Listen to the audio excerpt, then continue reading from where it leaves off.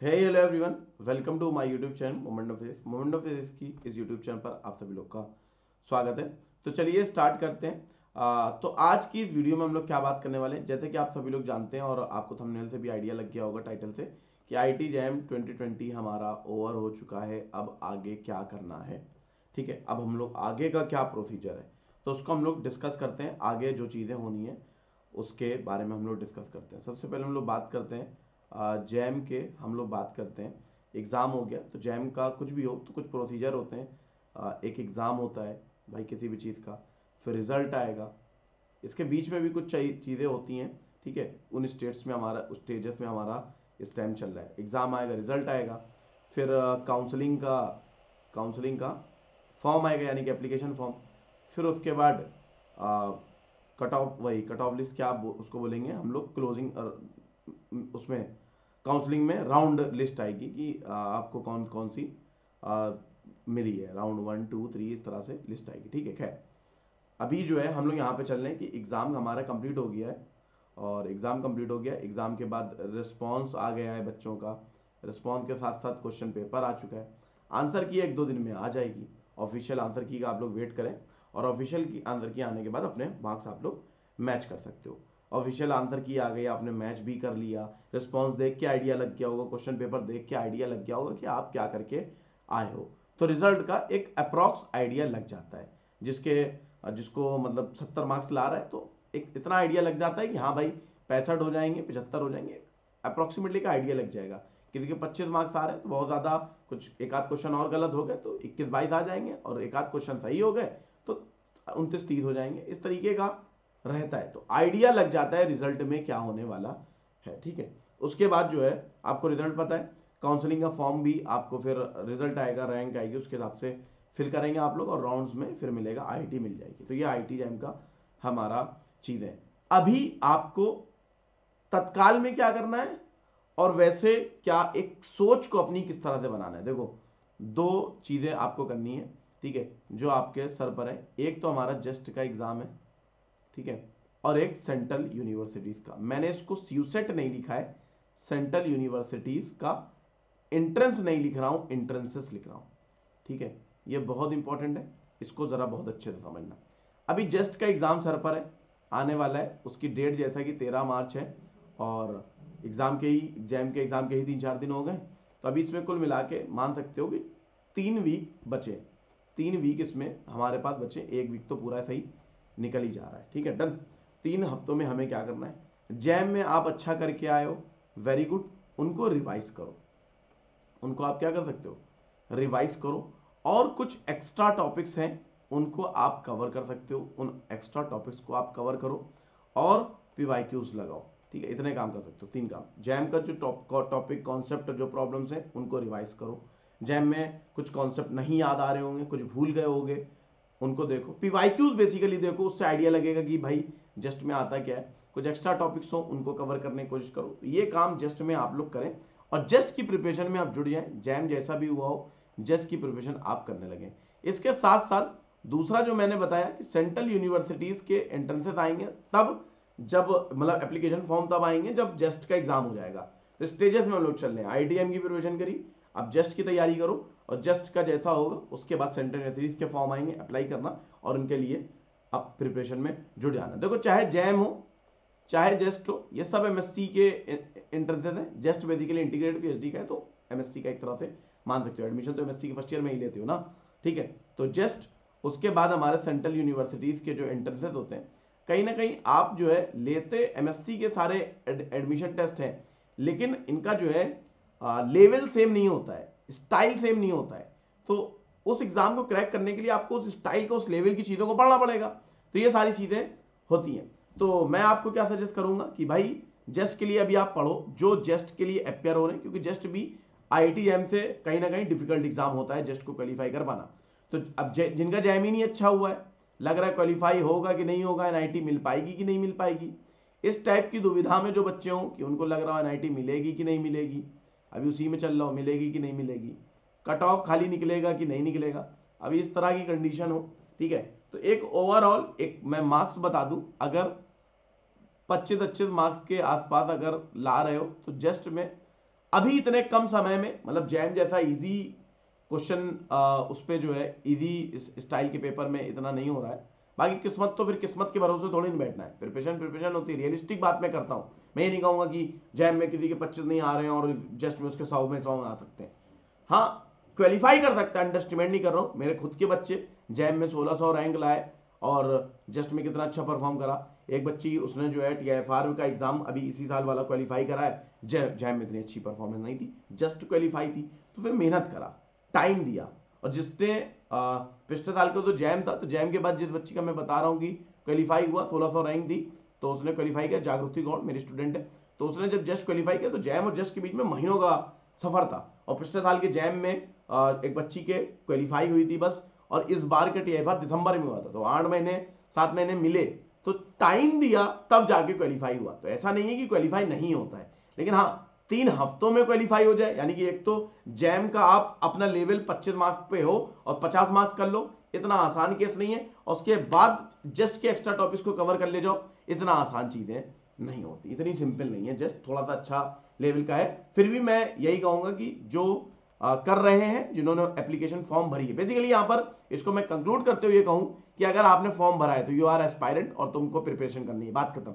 What level you are, IIT में क्या हुआ, अच्छा हुआ नहीं हुआ, वो सारी बातें किनारे, ठीक है। और अच्छा, कभी कभी हो सकता है किसी के 25 मार्क्स जैम में आ रहे हो लेकिन अनएक्सपेक्टेड रिजल्ट हो, वो 35 कुछ करके आया हो, कुछ कम हो जा रहे हो, किसी वजह से नहीं हो पाया उस वक्त चीजें, बहुत सारे फैक्टर्स काम करते हैं एग्जाम में। तो फॉर्म भरा है जस्ट, तो जस्ट के लिए अच्छे से ईमानदारी से मेहनत करनी है और जस्ट को क्वालिफाई करना है, ठीक है। अब जस्ट को आप क्वालिफाई करना चाहते हो तो कुछ चीजें आप याद रखो कि भाई देखो, जस्ट जो एग्जाम है, ये जो जस्ट एग्जाम है, इसमें क्या खास बात है कि भाई ये हमारा थोड़ा सा, इसमें BSc के भी टॉपिक्स होते हैं, MSc के भी टॉपिक्स होते हैं। तो कुछ आप ये काम कर सकते हो कि जैसे कि आप BSc का जो हमारे जैम लेवल का उनको करोगे, और कुछ एक्स्ट्रा टॉपिक्स और होते हैं उनको कवर करने की कोशिश कर लो, कुछ एक्स्ट्रा टॉपिक्स आते हैं। और जो MSc का होता है उससे भी कुछ एक्स्ट्रा टॉपिक्स आते हैं, उनको कवर कर लो। सर हम कौन से एक्स्ट्रा टॉपिक्स कवर करें, तो देखो सिलेबस में सारी चीजें लिखी रहती हैं, मेंशन है, सिलेबस कर सकते हो आप तुम लोग, ठीक है, सिलेबस देख सकते हो। मैं जस्ट के ऊपर एक एनालिसिस, सॉरी, जस्ट की स्ट्रेटेजी के ऊपर एक मैं वीडियो बहुत जल्द बनाने वाला हूं, तो उसमें आपको आइडिया लग जाएगा कि भाई हाँ जस्ट के लिए कैसे प्रिपरेशन करनी है, और PYQ लगाने स्टार्ट कर सकते हो। तो ये पहला काम है, तुम लोग इसके लिए कर सकते हो। अब जस्ट हो जाए उसके बाद, या जो जस्ट में अपियर नहीं हो रहे हैं वो, अब उनके लिए क्या है, सेंट्रल यूनिवर्सिटीज के ऑप्शन बचे। देखो IITM हो गया, 19-20 जैसा भी हुआ है, अभी उसके बारे में, उसके रिजल्ट के बारे में कुछ सोचना ही नहीं है, ठीक है। अच्छा, कुछ बच्चे कहेंगे सर जब तक रिजल्ट नहीं आएगा जैम का तब तक कैसे कंफर्म हो जाए, क्या एश्योरेंस है, क्या क्या नहीं, तो उनको सारी बातें मैं अभी बताने वाला हूँ, ठीक है। रिजल्ट का भी मैं अभी बताऊंगा। सेंट्रल यूनिवर्सिटीज में क्या है कि सब लोग कह रहे हैं सेंट्रल यूनिवर्सिटी का CUCET होगा, ऑफिशियली अभी कुछ नहीं है, ऑफिशियली कुछ नहीं है। मैं आपको बताऊं CUCET ये UG के लिए कंबाइंड हो रहा है, ना कि PG के लिए, यानी पोस्ट ग्रेजुएट टेस्ट के लिए हो रहा है, ठीक है। अभी कंफर्म नहीं है PG के लिए, UG के लिए जो बात और जो न्यूज आप सुन रहे हो, देखो न्यूज वालों का काम होता है व्यूअर्स बढ़ाना, उन्होंने कुछ भी उल्टी सीधी न्यूज, वो लोग बिना ऑथेंटिकेशन के, बिना ऑफिशियली कुछ भी छाप देते हैं, और आप लोग वही सब फेक, जो आजकल तो न्यूज पोर्टल इतने फेक बन चुके हैं, कुछ भी एग्जाम से रिलेटेड कितने फेक न्यूज होते हैं, उनका काम बस यही होता है, आप व्यूज देखो और गूगल के ऐड लगे होते हैं वेबसाइट में, उससे उनको पैसा मिलता है। सिंपल सा प्रोसीजर है, सभी लोग जानते हैं इनका क्या चक्कर है, ठीक है। खैर, तो UG के लिए है, UG के लिए कंफर्म्ड है। होता क्या है, UG का आप लोग सभी लोग जानते हो, मेरिट लिस्ट आती है, यानी कि 12th में जो परफॉर्म किया है उसके हिसाब से मिलता है। 99, 100, 102%, मतलब मजाक कर रहा हूँ, 102 नहीं, ठीक है। तो मेरिट लिस्ट के हिसाब से एडमिशन मिलता है, 100%, 99.5%, तो ऐसे DU में तो कहा यह जा रहा है कि भाई 12th में ले आए, 12th अलग एग्जाम है। फिर दिक्कत क्या हो रही है कि वो क्वालिटी नहीं मिल पाती है, क्योंकि जिसके 99% है इसका मतलब ये थोड़ी नहीं कि वो इंटेलिजेंट है, ठीक है। ये कहीं से कोई ऐसे नहीं है कि एकेडमिक में आप ले आ रहे हो, कंपटीशन में आप अच्छा कर रहे हो तो आप अच्छे हो, कंपटीशन का अलग माहौल अलग होता है, वो इंटेलिजेंस आपकी चेक होती है।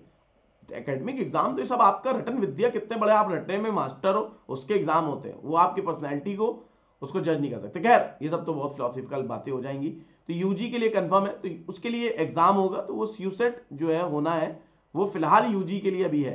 और सेंटर PG के लिए भी कर दें, बहुत अच्छी बात है, अभी नहीं, ये लोग बाद में भी करेंगे, हो सकता है नेक्स्ट ईयर कर दें, उसके बाद कर दें, प्लानिंग करेगी। अभी ये एक्सपेरिमेंट मोड में UG के, मुझे ऐसा जहां तक लग रहा है, ठीक है। मेरा जो अपना न्यूज़ है और जो चीज़ें मैं पढ़ रहा हूँ उससे मैं जो निकाल सकता हूँ ऑफिशियली, वो मुझ तक जो आ रहा है वो यूजी के लिए। पीजी के लिए अभी ऐसा कुछ नहीं है, तो ये मान के चलो सब अलग अलग होंगे। डीयू का अलग होगा, बीएचयू का अलग होगा, जेएनयू का अलग होगा, और एमयू का अलग होगा, जामिया का अलग होगा, एससीयू का अलग होगा, सेंट्रल यूनिवर्सिटी का सीयू सीटी जो होता था, जिसमें 9 10 11 12 हमारे जो इंस्टीट्यूट्स थे, 12 यूनिवर्सिटीज़, ये राजस्थान राजस्थान पंजाब, राजस्थान पंजाब हरियाणा तमिलनाडु, कल कैलकाटा, और मतलब 7 8 10 12 स्टेट्स की जो सेंट्रल यूनिवर्सिटीज था उनके लिए जो होता है सेंट्रल यूनिवर्सिटीज का टेस्ट, वो होगा। और ये जो नया वाला सीयूसेट है, इसमें जो है ये जो ये ऊपर वाली है ये अपना खुद का एग्जाम लेती हैं, तो ये अपना यूजी इसमें इंक्लूड करा रही हैं। ये एग्जाम तो यूजी के लिए भी होता है, पीजी के लिए भी होता है, पीएचडी के लिए भी होता है, तीनों के लिए होता है एग्जाम। तीनों चीजें होती हैं, अंडर ग्रेजुएट, पोस्ट ग्रेजुएट या पीएचडी, तीन ही चीजें होती है ना। तो यूजी के लिए ये लोग अभी राजी हो गए कि हाँ हम तुम्हारा अपना एडमिशन तुम्हारे एग्जाम के थ्रू यानी कंबाइंड एग्जाम के थ्रू लेंगे। और यूजी के लिए अभी ये बात तय हुई है। पीजी और पीएचडी का, पीजी का बेसिकली, पीएचडी का तो फिर नेट गेट के थ्रू भी हो जाता है, खैर नेट के थ्रू भी हो जाता है। तो पीजी का भी कंफर्म नहीं, कोई इस तरह की न्यूज़ नहीं मिली है, ठीक है। फिर भी मैं कंफर्म करूंगा, हो सकता हो कुछ हो, मैं जहां तक मेरी नॉलेज में अभी तक नहीं मिला है। तो मान के चलो अलग अलग है। और सेंट्रल यूनिवर्सिटीज़ की प्रिपरेशन कैसे करनी है, इससे रिलेटेड भी मैंने बहुत सारी वीडियोस ऑलरेडी बना रखी हैं। पिछले साल बनाई थी, इस बार फिर बनाऊंगा, टाइम मिलेगा। लेकिन आप उन वीडियोस को देखकर आप समझ सकते हो, स्ट्रेटजीज समझ सकते हो, प्लानिंग समझ सकते हो, और अपना पढ़ना स्टार्ट कर सकते हो, ठीक है। तो एक मोटे मोटे तौर पर अक्सर बच्चे सिलेबस पूछते हैं, तो कि सिलेबस सर डीयू का क्या होगा, सर सिलेबस जो है बीएचयू का क्या होगा। मैं आप लोगों को बताना चाहता हूँ, डीयू में बीएससी ऑनर्स होता है, बीएससी ऑनर्स होता है, और बीएचयू में बीएससी ऑनर्स होता है। कहीं पर भी सेंट्रल यूनिवर्सिटी होती है वहाँ बीएससी ऑनर्स होता है, ठीक है डन। अब ये बीएससी ऑनर्स में क्या होता है, आप जानते हो कि नॉर्मल जो बीएससी होती है, बीएससी ऑनर्स का सिलेबस ज़्यादा होता है एज कम्पेयर टू, हम लोग क्या बात करें, सिलेबस की बात करें, ठीक है डन। और जो जैम का जो हमारा सिलेबस होता है, वो बीएससी के सिलेबस में एक छोटा सा टुकड़ा आता है। बीएससी का सिलेबस अगर इतना बड़ा है, यूं करके मैं अगर इसको एक सेट बनाऊं, उसके अंदर जो जैम का एक टुकड़ा आता है, वो जैम का हमारा टुकड़ा इस तरह से हमारा ये जैम आता है। तो बीएससी का, और बीएससी ऑनर्स का तो और बड़ा, मतलब इसके अंदर बीएससी और उसके एक्स्ट्रा टॉपिक्स, ये जो है बीएससी के बाद कुछ एक्स्ट्रा टॉपिक एमएससी लेवल के भी आ जाते हैं। ये रेड कलर का जो है इसको बीएससी ऑनर्स मान लो सिलेबस, उसके अंदर जो ऑरेंज कलर का बना हुआ है इसको आप मान सकते हो बीएससी का सिलेबस, और जो ब्लू कलर का है ये आप इसको मान सकते हो आईटीएम का सिलेबस। तो क्योंकि ये आईटीएम का एग्जाम दिया है, तो ये जो और ब्लू वाला है ये तो आपको प्रिपेयर है ही है। तो आप क्या कर सकते हो, जो बचे हुए कुछ टॉपिक्स हैं, जैसे मैं एक एग्जाम्पल के तौर पे बता दूं, न्यूटन रिंग हमारे में नहीं आती है, ठीक है, और न्यूटन रिंग नहीं आती है, और transportation phenomena kinetic theory of gases में जैसे हमारे जैम में नहीं है। ऐसे बहुत सारे टॉपिक्स हैं। स्पेशल फंक्शन डिफरेंशियल इक्वेशन की हम लोग की जैम में नहीं आती है, खाली डिफरेंशियल इक्वेशन आती है। तो ये सब मैंने डॉट्स बना दिए, ये वही रिप्रेजेंट कर रहे हैं उस सिलेबस को जो बीएससी में नॉर्मल सी किताबें, बीएससी की बहुत सारी किताबें आती हैं, एस चांद पब्लिकेशंस की बुक्स आती हैं, अभी दिख नहीं रही है, जैसे ऑप्टिक्स की है, ये सब तो बहुत सारी एस चांद पब्लिकेशन की बुक आती है। नॉर्मल बीएससी की जो किताबें उनमें आप देख सकते हो, वो सारी चीज़ें आपको कवर करनी पड़नी है। रही सिलेबस की बात, तो मैं आपको बताऊं, बच्चे इसका सिलेबस ढूंढते हैं, इसका कोई नो ऑफिशियल सिलेबस, इसका कोई एंट्रेंस का कोई ऑफिशियल सिलेबस नहीं है। तो आप लोगों से मैं एंट्रेंस का नो ऑफिशियल सिलेबस, यानी कि कोई ऑफिशियल सिलेबस नहीं है एंट्रेंस का। अब आप कहोगे सर लेकिन फिर भी सिलेबस तो होना चाहिए। अब एक को मैं एक सजेशन दे रहा हूँ, बहुत बढ़िया काम बता रहा हूँ आप लोगों को। आप लोग क्या करो, आप इनकी वेबसाइट में जाओ, बीएससी का सिलेबस डाउनलोड करो, बीएससी का सिलेबस और करिकुलम, यानी कि किस तरह से पढ़ाए जाते हैं, कौन कौन से पेपर्स हैं और उनमें क्या क्या टॉपिक्स हैं। इलेक्ट्रॉनिक्स देखो, मॉडर्न देखो, क्लासिकल देखो, ईएमटी देखो, सारे पेपर्स देखो 3 साल के, तो आपको एक आइडिया मिल जाएगा कि क्या है। तो आप देखोगे दुनिया जहान के टॉपिक्स हैं, ना जाने कितनी चीज़ें हैं, तो वो सब तब उससे आपको आइडिया लग जाएगा। तो वही सिलेबस होता है, उसी से ही वो पूछेंगे। तो मतलब फुल बीएससी आप ये मान सकते हो, फुल बीएससी पूरा आपको प्रिपेयर करना है। मैं एक मोटे शब्दों में कहूँ कि आपको सबसे बेस्ट, अगर कुछ आप चाहते हो कि सिलेबस के चक्कर में मत पढ़ो, बच्चे अक्सर सिलेबस पढ़ते हैं, पीवाईक्यूज पुराने साल के प्रीवियस ईयर क्वेश्चन उठाओ, उनको एनालाइज करो, और एक लिस्ट का अगर एक काम कर सकते हो, अगर सच में डेडिकेशन के साथ निकालना चाहते हो तो एक काम करो, एक चेकलिस्ट बना लो। उस चेकलिस्ट में क्या, जैसे ये टॉपिक पूछा गया ग्रेविटेशन का, इसका उसका जो भी पूछा गया, लाइन से टॉपिक लिखते चले जाओ।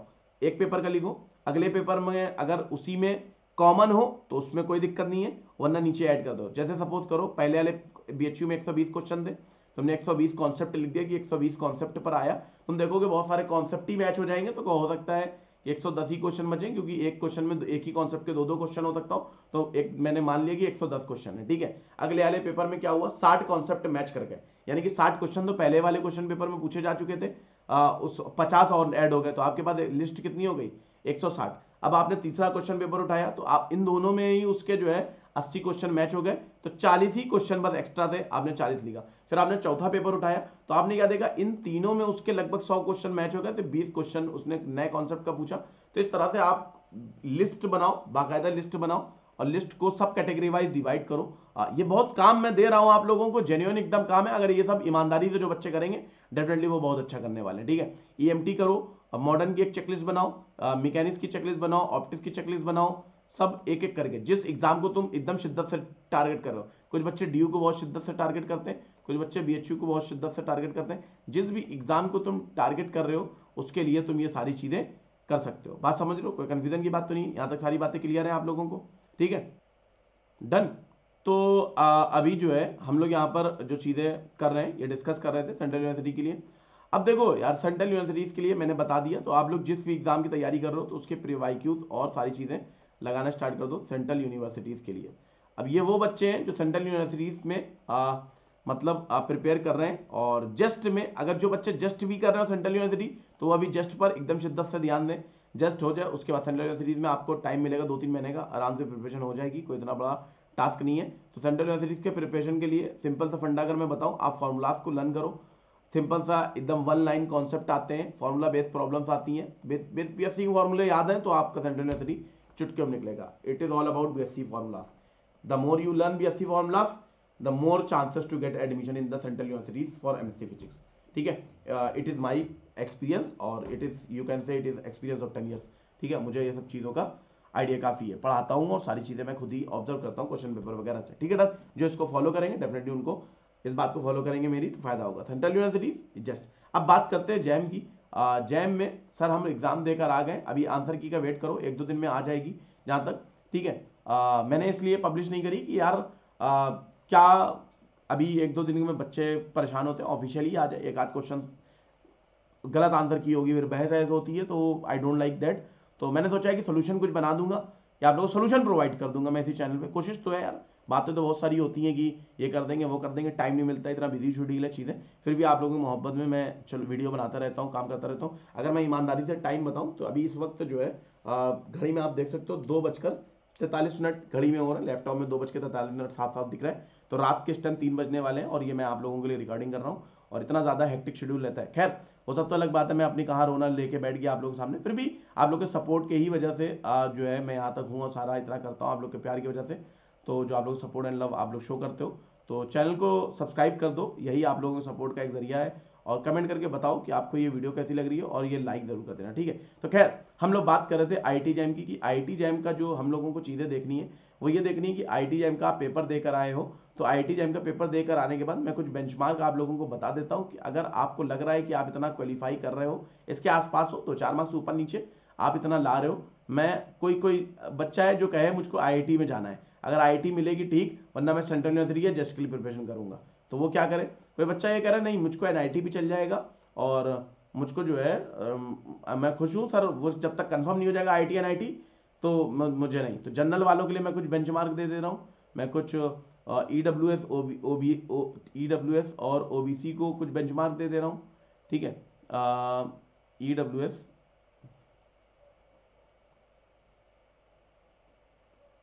ईडब्ल्यूएस और ओबीसी को कुछ बेंचमार्क दे रहा हूँ, एससी एसटी को मैं कुछ बेंचमार्क दे रहा हूँ। तो आईआईटी में अगर आप 50 मार्क्स ला रहे हो, जनरल हो तो वेरी ओके, और आप 40 प्लस ला रहे हो तो वेरी ओके, बहुत बढ़िया है। और यहाँ पर आप 30 प्लस ला रहे हो तो वेरी ओके, बहुत बढ़िया, ठीक है। अगर आप इतने मार्क्स स्कोर कर रहे हो तो आप मान सकते हो कि आईआईटी आपको मिल रही है, और यू कैन बी श्योर, और आप फिर जो है मतलब रिजल्ट का वेट कर सकते हो। और अगर जस्ट और सेंट्रल यूनिवर्सिटीज भी निकालना है, इसलिए निकालना है कि निकाल के देखें मेरी बायोडेटा अच्छा हो जाएगा, लिखेंगे कि जस्ट क्वालिफाइड है, सेंट्रल यूनिवर्सिटी क्वालिफाइड है, तो आप जो है उनके प्रिपरेशन करिए और आप करिए। और मेरे हिसाब से रिस्क नहीं लेना चाहिए, रिजल्ट 1 महीने बाद आएगा तो जस्ट उससे पहले हो जाएगा, तो जस्ट के लिए प्रिपेयर करो, ठीक है। और जस्ट एग्जाम का रिजल्ट आ जाए फिर सेंटर में सीरीज का ना बनना, अगर आईआईटी मिलने का चांसेस लगे वो क्लोजिंग समझ में आ जाएगा, ठीक है ना। तो रिजल्ट का वेट करो। अब किसी को लगता है नहीं मैं एनआईटी ही जाऊंगा और अगर मुझको एडमिशन मिलता है मैं एनआईटी में ले लूंगा, सेंट्रल यूनिवर्सिटीज के लिए भी दे दूंगा, जो ऑप्शन बेटर होगा मैं वो करूंगा, तो प्रिपरेशन स्टार्ट कर दो। और एनआईटी के लिए एक रफ आइडिया मैं बता देता हूँ, ठीक है। आप ये मान सकते हो जनरल हो तो आप ये मान सकते हो 35 मार्क्स अगर आपके आ रहे हैं तो आपको एनआईटी मिल जाएगी। और ईडब्ल्यूएस ओबीएस हो, ओबीसी और ईडब्ल्यूएस हो तो आप ये मान सकते हो 28 से 30 मार्क्स आप ला रहे हो, इसके ऊपर स्कोर कर रहे हो तो आप ये मान सकते हो एनआईटी आपको मिल जाएगी। एससी एसटी हो तो आप ये मान सकते हो कि आप 20 मार्क्स पे आराम से आपको मिल जाएगी एनआईटी, ठीक है। क्लियर है, ये सारी बातें क्लियर है। खैर 20 से 15 मार्क्स तक ये मान सकते हो। ये सब मैंने एक इसलिए बता दिया, ये कोई एनालिसिस नहीं ना, एनालिसिस का बच्चे कह रहे हैं एग्जाम के रिव्यू के ऊपर एक वीडियो बनाई जाए। अगर आप चाहते हो आईडीएम के रिव्यू के ऊपर वीडियो बनाऊं तो कमेंट करके जरूर बता देना, ताकि मैं एकदम मजबूती से आप लोगों को बनाऊं। तो ये मैंने एक रफ आइडिया बना दी कि अगर आप अपना ये एक्सपेक्ट कर रहे हो इतने मार्क्स आपके आ रहे हैं तो you can wait for the result, और बाकी चीजें तुम करते रह सकते हो। लेकिन अगर तुमको लग रहा है कि इससे कम आ रहा है, यानी कि तुमको लग रहा है यार मेरे मार्क्स 30 आ रहे हैं और ईडब्ल्यूएस को उठाएगा, तो बेटा भूल जाओ आईटी जैम, गया हाथ से, जो गया उसको जाने दो, अब आगे सोचो। तो लेके बैठने का कोई फायदा नहीं है। तो ये मैंने इसलिए बेंचमार्क बता दिया है कि लेके बैठने का कोई फायदा नहीं है। अगर इसके नीचे हो तो अगले एग्जाम की तैयारी करो, ऊपर हो तो फिर किस्मत मान लो, सोचो 50 है 51 है, जस्ट बॉर्डर पर नहीं 60 है तो अब श्योर हो जाओ आईटी मिलेगी। 50 है तो अब बॉर्डर पर हो कि एक दो क्वेश्चन गलत हो गए तो 46 हो गए, एक दो क्वेश्चन सही हो गए तो 54 हो गए, तो अब बॉर्डर वाले बच्चे थोड़ा सा रिस्की हो जाएगा। तो ये कहने का मतलब ये मैंने बेंचमार्क इसलिए बता दिए हैं, ये ऐसा होना नहीं है, कम ज्यादा होगा वो सब हम लोग एनालिसिस में डिस्कस करेंगे, ठीक है। फिर भी मैंने एक बेंचमार्क बता दिया कि आप उस हिसाब से अपने आप का एक मेंटल आइडिया बना सकते हो, आइडियोलॉजी अपनी जो एक सेट कर सकते हो कि हाँ भाई मुझको मेरा आइडिया का कैसा क्या है। यानी कि कहने का मतलब है रिजल्ट को लेके बैठने का कोई मतलब नहीं ना कि आप जैम के एग्जाम को लेके बैठे रहो, एग्जाम अच्छा हुआ एग्जाम खराब हुआ उसके बारे में सोचते रहो, रोते रहो, परेशान होते रहो, खुश होते रहो, अभी उसका कोई मतलब नहीं ना। या तो आप प्रिपरेशन करो कि अगले एग्जाम्स की ठीक है, नेक्स्ट एग्जाम्स की, अपकमिंग एग्जाम्स की प्रिपरेशन करो, या फिर आप क्या करो, या फिर आप जो है वो सारी चीजें करो, प्रिपरेशन करो अपकमिंग एग्जाम्स की, या फिर जो है आप ये बेंचमार्क क्रॉस कर रहे हो, आपको लग रहा है आपने आंसर किया, आने का वेट करो एक दो दिन, आ जाए उसके बाद अगर आपको लग रहा है बेंचमार्क क्रॉस हो जाएगा तो बहुत बढ़िया, ऑल द बेस्ट और गुड लक, अच्छे से आप लोग का कहीं अच्छे इंस्टीट्यूट में आपको एडमिशन मिले, यही शुभकामनाएं मेरे साथ। ये चीज़ें जो है एग्जाम के बाद है तो टेंशन नहीं लेनी है, जैसा गया एग्जाम कोई मसला नहीं है, कोई दिक्कत की बात नहीं है। कम आ रहे हैं मार्क्स आईटी जैम में, कोई दिक्कत की बात है ही नहीं, ठीक है, डन। तो कम आ रहे हैं कोई दिक्कत की बात नहीं है। हाँ, भरोसे बैठे रहो, एक महीना अपना बर्बाद कर दो, ये जो 1 मंथ अब अपकमिंग है रिजल्ट तक, ये 1 मंथ जो ये पूरा होता है ये बहुत ही प्रीशियस होता है, बहुत कीमती होता है। तुम इसमें जस्ट क्वालिफाई कर सकते हो, अगर जैम में अच्छे मार्क्स नहीं आ रहे तुम जस्ट क्वालिफाई कर सकते हो, तुम सेंट्रल यूनिवर्सिटीज़ को क्वालिफाई कर सकते हो, तुम और अच्छी जगह जाके एडमिशन ले सकते हो। लेकिन फिर तुम्हें जो है जैम के भरोसे नहीं बैठना पड़ेगा अगर उसमें कम मार्क्स आ रहे हैं, और उसमें कम मार्क्स सही साइड आ रहे हैं, इन बेंच मार्क्स को क्रॉस कर रहे हो, तो तुम उनके भरोसे तब भी मत बैठो, इनके एग्जाम्स की तैयारी करो। फिर भी जो नहीं इन बेंचमार्क पर आ रहे हैं वो तो भूल जाए आईटी जैम को कि कुछ होने वाला है, ठीक है। किस्मत है बहुत नीचे चला गया, 50 मार्क्स में बोलना, आईआईटी 45 मार्क्स में मिल गई, बॉर्डर के आसपास हो गए तो वो रिस्क ले रहे हो, फिर तुम आ गए तो मिल गए आईआईटी, नहीं आए तो नहीं मिली, ये तो रिस्क हो गया।